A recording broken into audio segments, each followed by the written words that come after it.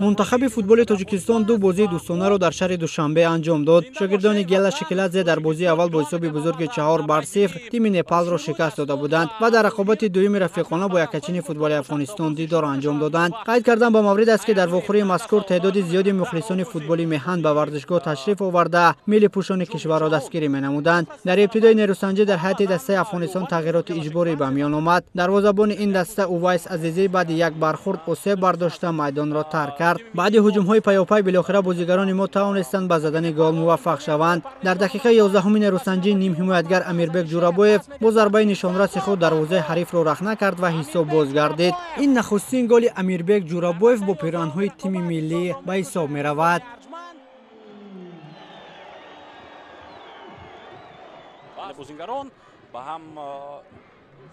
بعد 15 دقیقه از ارسال اولی جناب رستم سویروف حمله‌گر شهرام سمیف با ثمر استفاده نموده گل زیبایی را تسلیم توری حریف کرد و نتیجه 2-0 شد.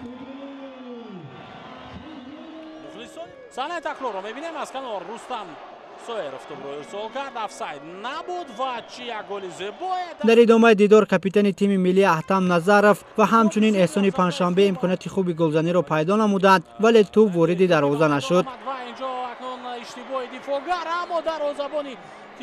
در دقیقه 37 فوتبالباز افغانستان جمشید اوسیقزوی در یک وضعیت مساعد با سر توپ را وارد دروازه میزبانان ساخته توافت گل‌ها را کاهش داد. در آخرهای قسم یکم بعد یک نافهمین دروازه‌بان تیم ملی تاجیکستان رستم یتیموف با کارت سرخ مجازات شده میدان به در گردید. یادآور شدن به مورد است که نخستین کارت سرخ رستم یتیموف در فعالیت ورزشی‌اش به حساب می‌رود. قسمت اول نیروسنجی با حساب 2-1 خاتمه یافت.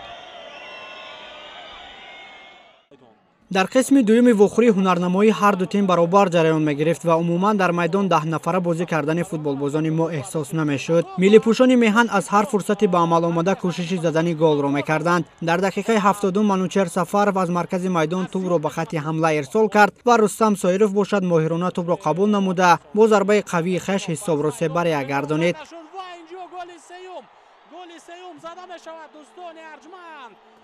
رستم سویروف با زدن گل دست می‌یابد. گل رو می‌بینیم.